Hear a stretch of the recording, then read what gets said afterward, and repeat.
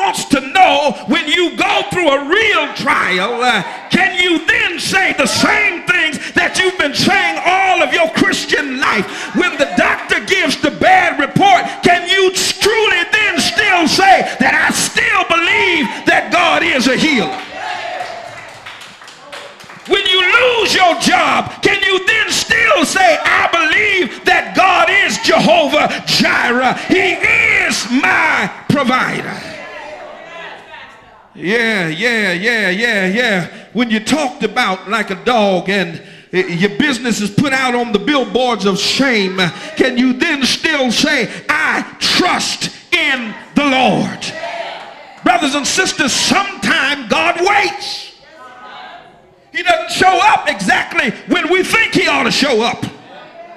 Sometimes he waits. Why does God wait so long to answer our urgent problems? Why does God make me wait? Because God shows up when it's too late. I said he shows up when it's too late. He doesn't show up in the nick of time. He doesn't show up right before the bottom drops out. He shows up after the bottom has dropped out and you've already fell out, but before you hit the ground, God shows up. He doesn't show up before the layoff. He shows up after the layoff, and after the unemployment has already run out, then God shows up. Doesn't show up while you're going through your sickness. He shows up when you get the diagnosis. Hezekiah, you're going to die.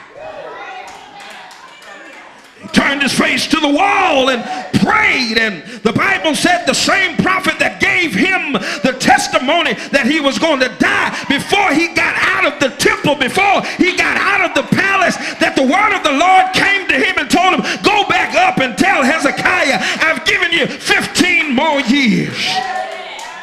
God shows up when it's too late. Jesus, Lazarus is sick. He's not sick enough. You see, because when I raised the widow of Nain's son from the dead, they said he wasn't dead. He was just in a coma.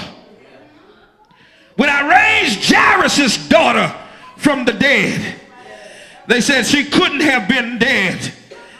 She was just in a deep sleep. So he said this time they're not going to be able to give that same testimony.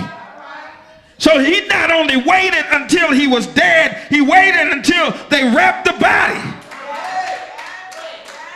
in the grave clothes. Waited until rigor mortis set in. Waited until they put him in the tomb and rolled the stone up to the tomb, and waited until rigor mortis set in and the body had already started stinking. Brothers and sisters, has anybody in here gone through a situation that stinks? Am I in the right house? Anybody in a situation maybe right now that stinks? That situation on the job stinks. That situation in the home reeks. Come on, somebody. And Jesus waited until then, and then Jesus came to Bethany. When he came to Bethany, the women ran out to him, chastised him, and said, Jesus, if you had been here, my brother would not have died. And Jesus said, don't worry, you're going to see him again. I know we're going to see him in the last resurrection. And let me correct your theology, for I am the resurrection and the life. He that believeth on me, though he were dead, yet shall he live. Went up to the grave side of Lazarus and he prayed a prayer to God. And he said, Father, I thank you, for you hear me always. In other words, I have no doubt about your power. I have no doubt about your ability to hear and answer prayer. But I got some folks standing around me. Thank you because you hear me always.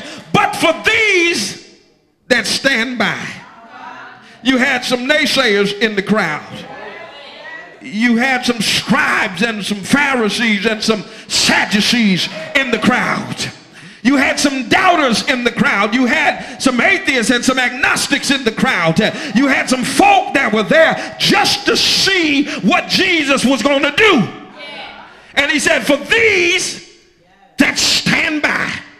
Every now and then, brothers and sisters, God will do something in your life for these. For the naysayers. For the folk who said you weren't ever going to be anything. For the people who thought that you were going to fail. For the folk who thought the bottom was going to drop out. God will drop a blessing in your life for these.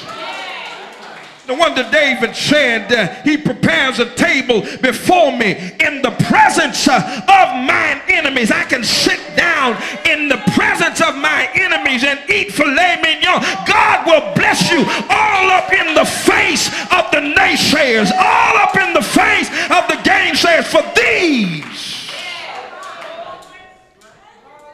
that stand by. And he prayed the prayer. And then he said, Lazarus, come forth.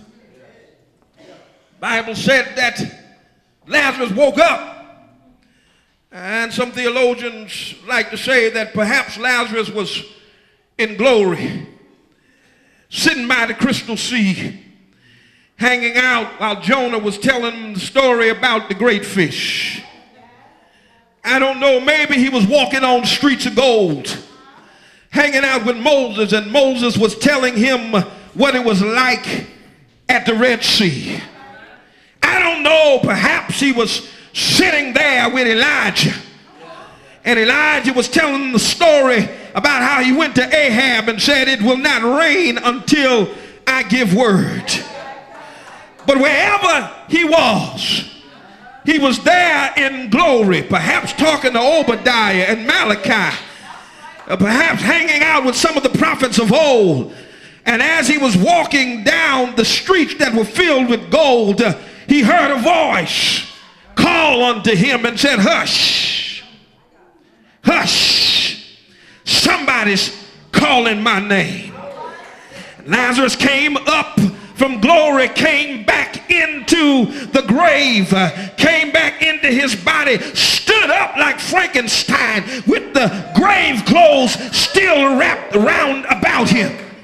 And Jesus looked at those that were around and said, roll the stone away.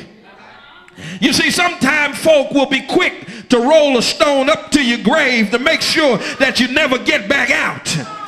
But Jesus used the same folk that tried to lock him in the grave to tell him, now you got to let him out. Oh, Lord, have mercy. And rolled the stone away, and Lazarus came out, and he said, now loose the man and let him go. You see, Mary and Martha did not listen to Jesus the first time. He said, this sickness is not unto death. But when death came, they then doubted. In other words, death is no hindrance for your Lord. There is no situation that is occurring in your life today that can stop the blessings of God. And so I just came by this morning to preach a message, this one. I don't know what this one is in your life, but this one, this sickness is not unto death. Not the previous sickness, this one. Not the previous surgery, this one. Not the other bad report you received, but this one is designed for the glory of God. You see, you may not be going through a sickness today, but I can still hear Jesus saying, this one. I know you've been through some storms in your life. I know you've had some trials along the way, but what you're going through right now, I'm talking about this one. Not yesterday's storm, not yesterday's problems, but this one. This one is designed for God's glory. That's why Paul says we go from glory to glory to glory. That problem that you're going through right now, that issue that you've been praying over for a long time, this one was designed for God's glory. That financial difficulty